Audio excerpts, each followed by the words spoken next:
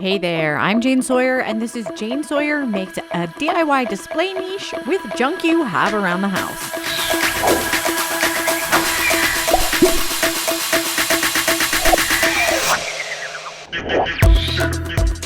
So I am a lady who likes a clean surface, in that I don't like a lot of clutter on my tables or countertops. But hey, I'm not immune to a little trinket, a little treat, a little treasure. And I find the best way to get your little knickknacks off your surfaces is to get them up onto your walls. So today I'm going to show you how we can make these custom wall niches to turn your surface clutter into wall art. And you know, we're going to make these out of cardboard, but by the end of the video, I'm going to prove to you that cardboard construction can be really well crafted and something you are proud to put on your walls. Let's do it. Even while achieving a high level of craftsmanship, this is still a super easy project. And honestly, cutting out the pieces is really what's going to take you the most time.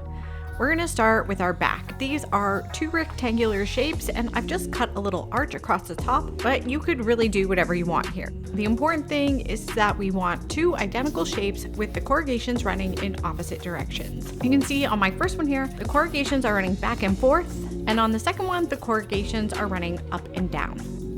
This is important, don't skip this. Next, we're going to cut two rectangles. You want them to be the same length as the bottom edge of your back piece. Again, I've cut two duplicate pieces. The first has the corrugations running side to side, and you guessed it, the second has the corrugations running top to bottom. It doesn't really matter how long this edge is, but this will be the final depth of your niche. So we're going to laminate these pieces together. I'm using a good quality white glue and spreading it edge to edge with a gift card.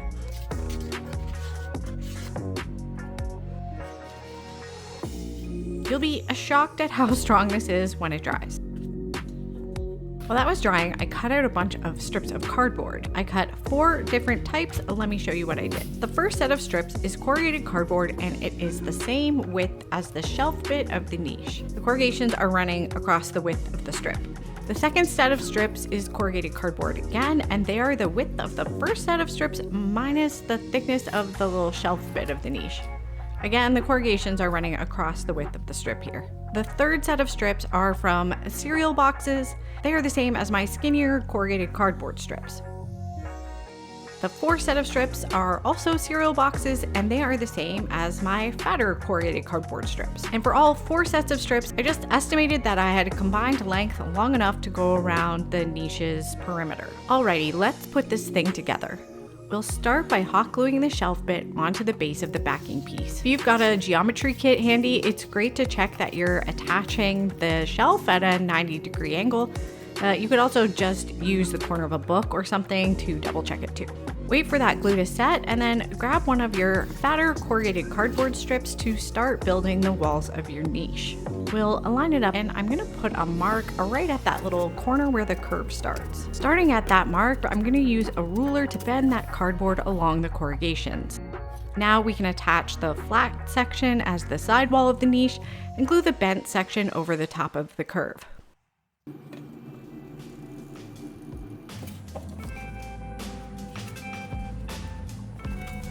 My strip isn't quite long enough to finish the curve there, so I'm going to glue on another piece. I'll bend down that last little section, glue down the last wall, and then trim off and recycle any extra cardboard.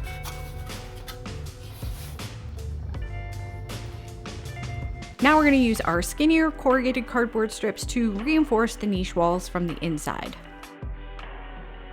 I'm not a big measurer, I just kind of hold the pieces up, mark where it needs to be cut, and then I'm cutting it off camera. I coat each piece with glue and slide it into place. I do the right and left wall, and then I use that ruler trick to bend the cardboard into a curve for the top. You might find that you need to clamp your pieces in place while they dry. You can use these bulldog clips if you have any lying around, or sometimes my dollar store has these itty bitty spring clamps. You can tell they're for crafting because they're pink. Here it is dry with the clamps off. Now it's time to use the strips of cereal box. You could skip this part, I guess, if you want to. I just find that sometimes if you paper mache right on top of the corrugated cardboard, When it dries, the corrugations become really obvious, and I personally don't like that look. Using the cereal boxes help disguise that this is actually made of cardboard, but you could certainly embrace that look if you wanna. So I'm obviously starting with the skinnier set of cereal box strips and gluing them all around the inside. I'm not gonna do the back panel because it's mostly gonna be hidden by whatever I decide to display in here. When you get to the corners, it's good to use something to push the cardboard into the corners. I'm using the blade of my scissors, but a ruler would work too.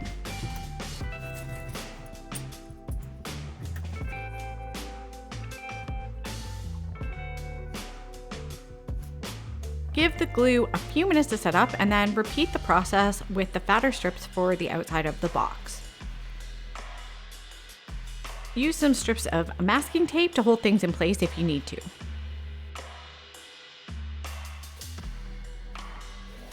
And here she is all dry, and now we can move on to paper mache.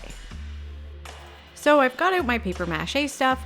For this project, I'm using paper grocery bags. This paper is a bit thicker than the stuff I normally use.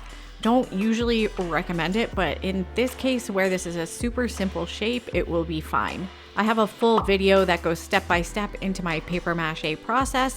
If you haven't watched that yet, check it out and it will tell you everything you need to know about my paste recipe, workflow, etc., etc. I'm using really big patches of paper for any flat and straight areas. I'm starting with the inside back and just wallpapering it down. When the back is completely covered, I'll start working around the inside corners. For the straight runs, I prep a patch of paper and use my brush to gently tap that into the corner.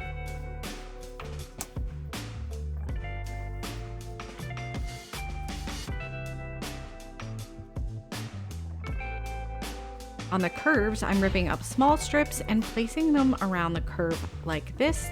Working small is how I get my paper mache nice and smooth around this curve. With the inside corners done, I switch back to larger patches for the inner walls. For the outside straight edges, I wrap a long straight strip over the lip like this. And then on the curved edge again, I'm using much smaller short strips. The outside walls are really easy. You just lay down some large patches to cover up the cardboard.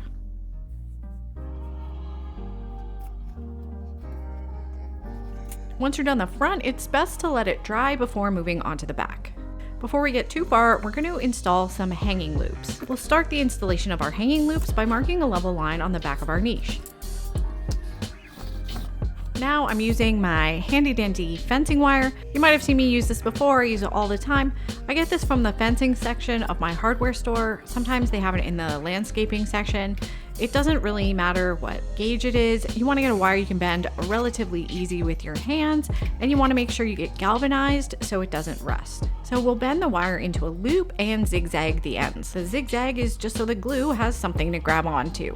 I'm bending a second loop into the same length of wire. You could do this in 2 pieces if that's easier, and I'm zigzagging that end as well.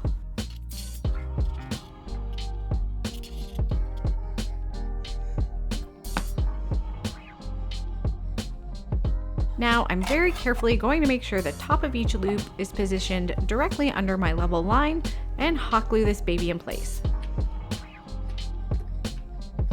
The masking tape is basically just to hold things in place while the glue cools.